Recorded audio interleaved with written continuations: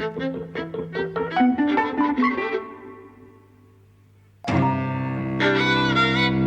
and welcome to Eavesdropping at the Movies. I'm Mike. And I'm José. And we've seen Green Book. That's right. At last, which is one of the frontrunners, I think, for Oscars. It's one people are talking about, but it's also one that people are talking about in quite a derisory way. Yes. Like, this is the film that looks like it's going to win the Oscars, but doesn't deserve them. Yes. Because this is it's set in the 1960s on a road trip through the Deep South with a musician, Doctor Don Shirley, who's a real guy, black musician, and his trio. He hires an Italian-American bouncer from New York, played by Viggo Mortensen. Doctor Don Shirley is played by Mahershala Ali from Moonlight. He hires this bouncer, and over 8 weeks of comedy drama, they get to know each other, and Viggo Mortensen learns how to be a little bit less racist than usual. And it's basically how not to be racist for white people. Well, not exactly that, but it's kind of, it's the white man's version of sort of being woke in the 60s. It's like teaching the old guys in the academy. Yeah, it's kind of a film that Sidney Poitier could have done, in the mid 1960s, and it wouldn't have seemed out of place then. Yeah. I think it's a completely impoverished film conceptually. It looks quite slick in a way, but it's so standard and conventional, and you see all the wheels turning. You can predict everything that's going to happen, and really the only thing that I found praiseworthy is Viggo Mortensen's performance, which at the beginning I thought was too studied. It was too... I agree. Too much of an imitation of, I didn't believe his accent at first, and I thought that was kind of part of the problem. So I believe that. Yeah, but I think what we're sort of both hinting at is we kind of didn't believe him as this working class Italian American. I didn't at the beginning, but as the movie progressed, he really won me over, and I thought he was really, really good. And actually, it's a really brilliant performance because he puts in certain gestures or grunts. I did love that he's got a body like mine, now, and he's willing... wish. Yeah, right. And he's willing to show it, So he put on a whole bunch of weight in the film, and he's very cuddly and lovely with it, actually. He's got. I mean, I'd say you're doing yourself a little bit of praise there by saying you look like him in this film. You can fuck off. He's chunky. No, he's kind of like he's like Joaquin Phoenix looked, and you were never really here. No. He is. He's put on pounds, but there's a big guy underneath. A lot of pounds, right? And he's got a big belly, and he's quite squat, and actually I really love that about him. I thought he looked great. Well, I didn't think he looked I'm just great. saying, I don't think you could be a bouncer in the 1960s. That's all I'm saying. I don't think you'd intimidate anyone like he does. Well, we'd have to put that to the test at some point. But anyway, I don't care. The thing is, he looks 50-odd years old, and he looks like he's, he looks like somebody who's still a bouncer. He's got muscles, right? He's got a lot of muscle, but also he's filled out, really. And actually there's something kind of, I don't know, really masculine and cuddly and comfortable about that. In the way that he presents. He's a family man, he's in love with his wife, he's very secure in who he is, right? And actually kind of having that kind of body and displaying it in that way is part of conveying that. I agree. And on the other hand, you've got Don Shirley, Mahershala Ali's character, who is not comfortable in himself, really. Or not in some ways. So he's presented as a fish out of water, in that not only does he doesn't fit in America, he's okay in the North, where people kind of get along, but he goes to the Deep South, and the project of the film is to show him not being respected as this kind of great virtuoso musician, that he's told to use different bathrooms, and he's not allowed to eat in the same restaurants as everyone else, and all that sort of thing. But when he was revealed about halfway through to be gay, I immediately realised, I saw all the ways that he had been coded as gay up until that point that I had not really paid any attention to. And then once you see him having been caught in a bathhouse with another guy, and the police are there, you go, oh, of course he was gay. You know, so there's the thing about how he was married and it didn't last. How he's sitting alone on his balcony, drinking alone, while the other members of the band, the other two, are hanging out with girls chatting. Just the kind of the look of his apartment over the Carnegie Hall. You know, it's kind of full of all this stuff, and it's kind of it's an apartment which is very lonely, kind of unloved, and it is full of things that you kind of feel like it's being filled with stuff to distract from something else. You know, it's clearly very lonely. Which is not to say like it was obvious that he had to be gay. Like it might have been that. Actually, I thought the film cheated on that because, you know, so almost at the very beginning it tells you that he's divorced, right? And then that's kind of a setup for you to read him in a particular way. So, you know, kind of I was reading him as this very prissy, overly educated, you know, kind of person who kind of had a chip in his shoulder about, you know, that acquisition of education. It's a type as well. Yes. You know, so kind of That's what I mean. Like it could have gone other ways. It didn't have to be that he was gay, but there is a certain level of coding that once it's revealed that he's gay, these things fall into place. Yeah, you know yeah. what I mean? No, so that's thought through. You know, and that's good. But for me, kind of the main fault of the film is it's a road movie, right? And so it's got kind of a dual narrative in which, on the one hand, the film is making a comment about America in the early 60s, right? And it's also kind of making a comment about the transformation that both of these men go through, right? And that's kind of like a neat... Actually, it's almost like a tripartite, interconnecting kind of series of narratives. I just think that it's really banal. I think that the characterisation of Viggo Mortensen's character, Tony, is actually pretty inconsistent, and it was a problem for me. So I like everything you described about his look and the way he kind of embodies his character and the manliness and the security in himself. I think that's all really good. But there is this thing about his racism, which I think is inconsistent and not a little banal. So right at the start of the film, he works nights, so he sleeps during the day, and he wakes up and his entire family has shown up to chaperone his wife, basically, because the workmen that some company has sent over to work on his apartment are black. And so the family has woken up saying, oh, we're not happy with this. And nor is he, but he was just sleeping through it. And he throws away the glasses that those two men have drunk from. Right? And I had a problem as well with the wife, played by Linda Cardellini, who's kind of... So he throws away the glasses, and you go, well, because he doesn't want to drink from the glasses, because he's super racist. And she sees them in the bin and takes them out, and she does this kind of sigh, this kind of, if only my husband was enlightened like they are in 2019. Well, and because right at the end of the film, when he's invited to spend Christmas with them, there's a similar kind of, oh, I'm so glad that my husband has learned not to be racist. Like she somehow has all the answers. I don't know. I mean, I think the film is doing very interesting things with that.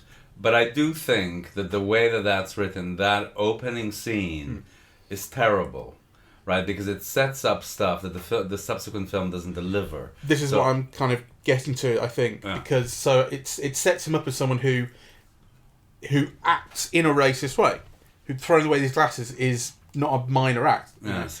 But then the racism that he displays subsequently is nothing like as overt, and actually really all that's happened is you've been told by other characters that he's racist. When they find out that he's going on this 2-month trip where a black man is going to be his boss, they go, oh, you're not going to last 3 weeks, that sort of thing. You know, you're going to punch him, then you're going to come home, you're going to get fired or what have you.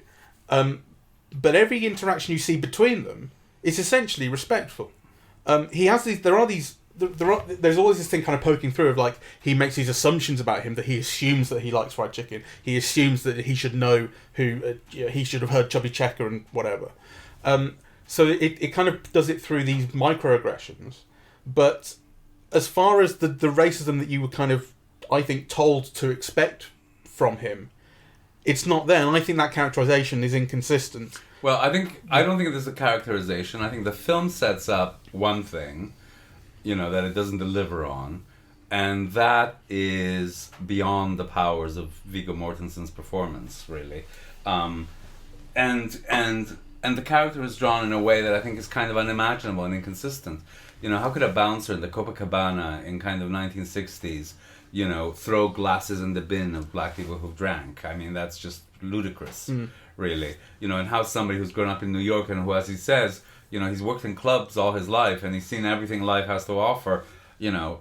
Yeah, when he comes across Mahershala Ali, when he comes across Don Shirley with the other guy and discovers that he's gay, he's like, I see this all the time. Exactly. And it doesn't even come up. That's inconsistent characterization. That's inconsistent writing.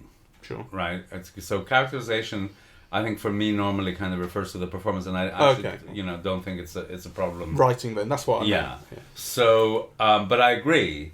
And actually the film then treats it in a kind of a much more complex and interesting way, right? So, you know, there is kind of this casual racism of, you know, referring to black people as eggplants, which, you know, is kind of when they speak in Italian, that's kind of what they're saying, you know, and you see kind of, there's a lot of, you can see how the character is racist in all of these different ways, but how actually he doesn't actively think of himself in those ways. Yeah, which is very different than that throwing the glasses in the bin. Moment, absolutely. Right? You know, and which I think is a lot more interesting. It is. Right? You know, so he's talking, you know, so then he finds out that kind of Italians in the South are treated as like, you know, almost as bad.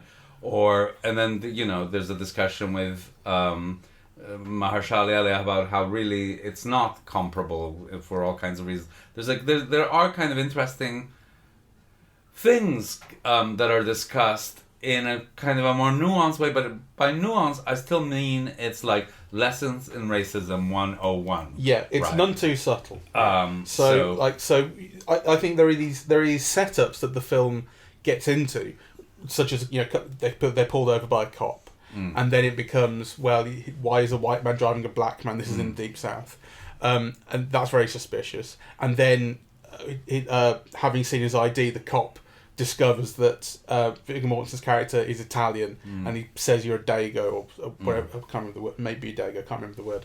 Basically says, I think he says you're half a nigger yourself. Yes, that's what he says. That's right. And Tony punches him in the face. Yes. And then there's this whole discussion about, you know, when they're in prison, they're in the jail cell together. I didn't do anything wrong here, Don Shirley is saying, yet I'm the one who's paying the price. It's because of what he said to you, not because of the way he was treating me that you lashed out, that sort of thing. So it sets up these things, but everything is then explained quite laboriously through these really shit kind of Socratic dialogues that just lay everything out in dialogue to make you understand. There's a smugness to the film as well that I don't like. So when he's arrested and then he's sent to jail and he says, you know, but why am I here? I haven't done anything.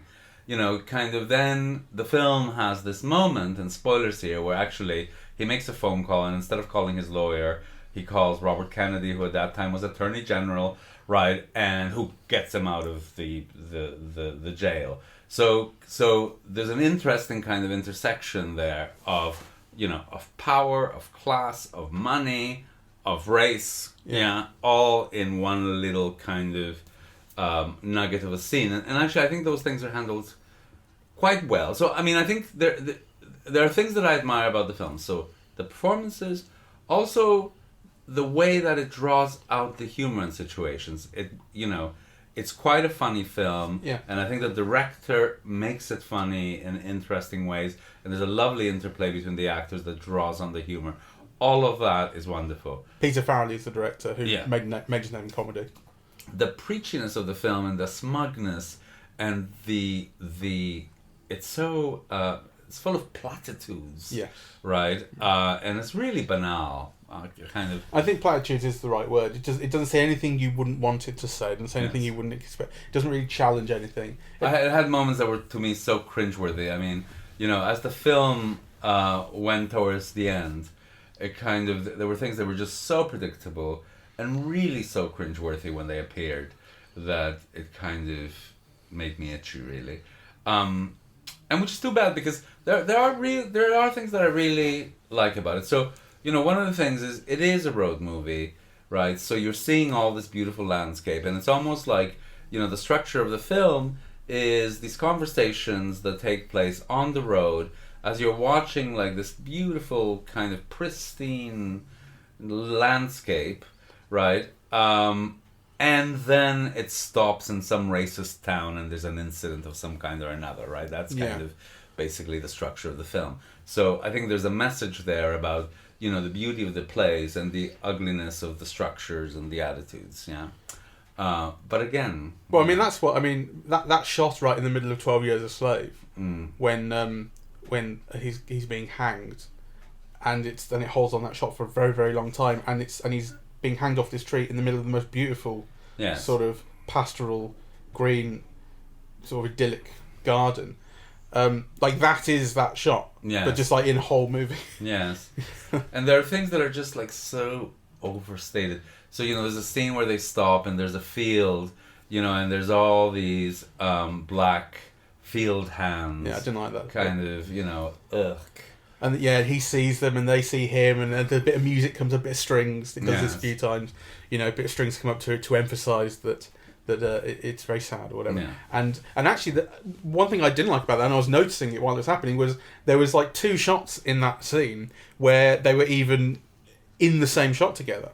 You know, like I mean, obviously there's a distance between them, but actually to see them in the same shot together would have emphasised that difference. Yes. But actually, they were just filmed at different times. Yes. Like it actually, I think visually the film is trash. Yes. I mean, it looks fine, but it's completely inexpressive and unimaginative visually. It just looks, the camera's just been put there and some things have been framed. Yeah. It's illustrative of the action. It doesn't express anything through it. No, I agree. When you think it really could, like when they get into that really smoky bar, or when there's a kind of when they're playing in those, basically they play in a lot of houses which are sort of the big house on plantations, really what they are.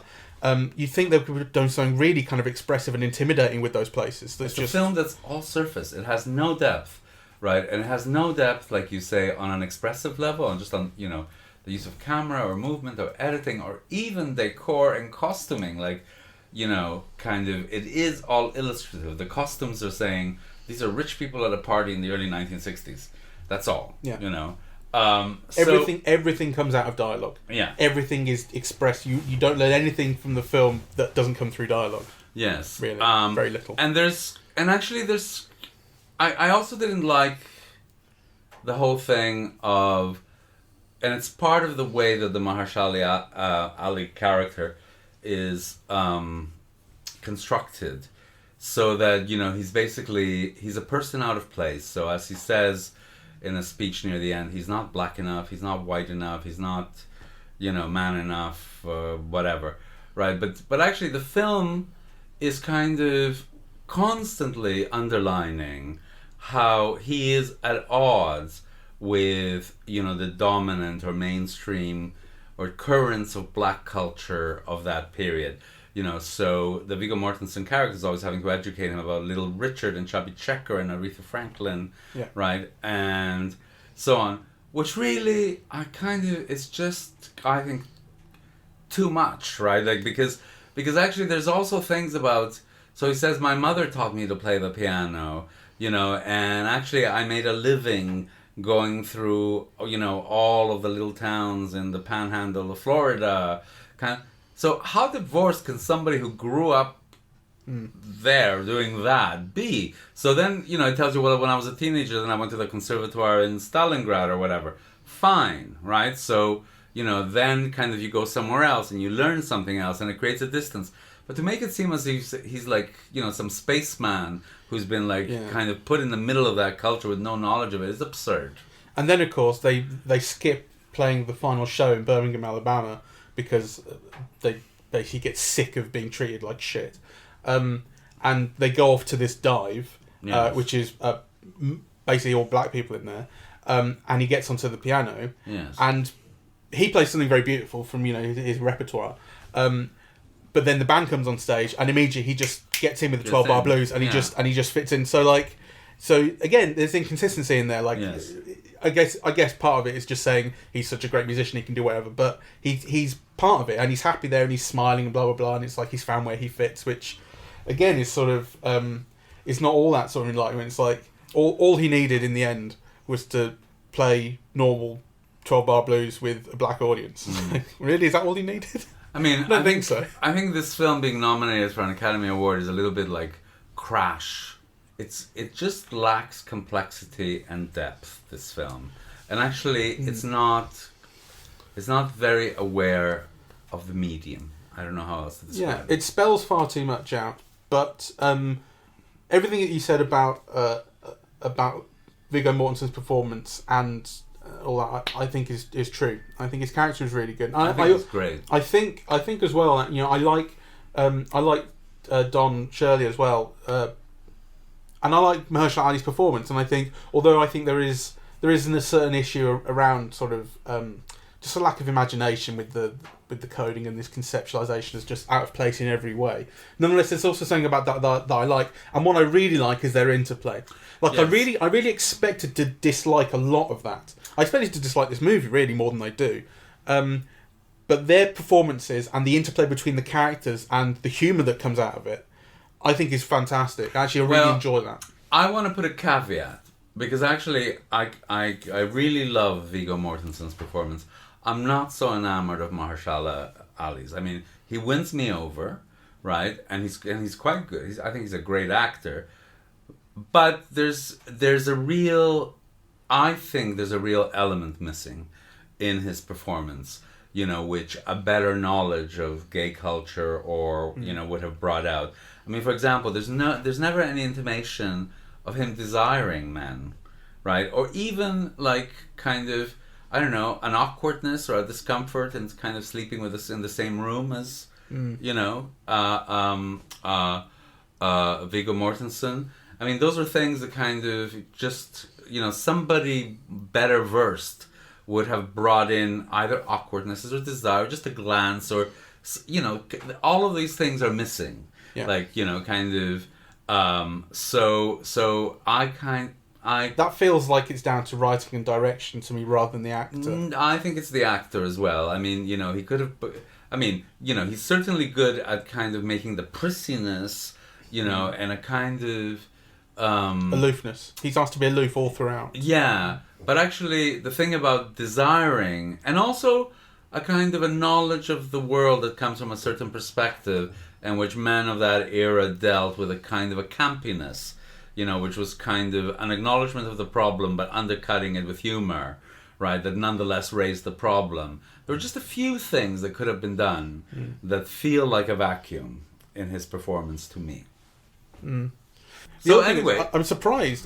This is slightly tangential. Well, it's quite tangential. But the title Green Book refers to. I knew what the title was, but I didn't know what it referred to when I heard about it 4 months ago. I did. And I just coincidentally, it was in the last week that I learned what the Green Book was, and it was from this show on Netflix, which everyone should watch, called Trigger Warning with Killer Mike, which I've already recommended to you.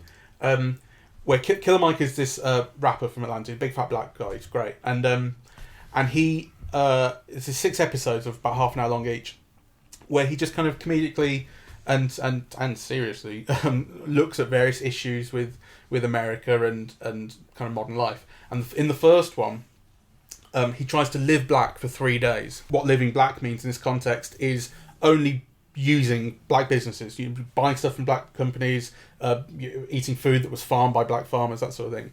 And what he discovers is that it's nearly impossible. There's this thing about how within like white and Asian communities in America, $1 that is spent in that community stays there for something like 28 days before it ends up somewhere else. And in the black community, $1 will stay there for 3 hours on average before it's released. Like black businesses just don't kind of exist in the same way.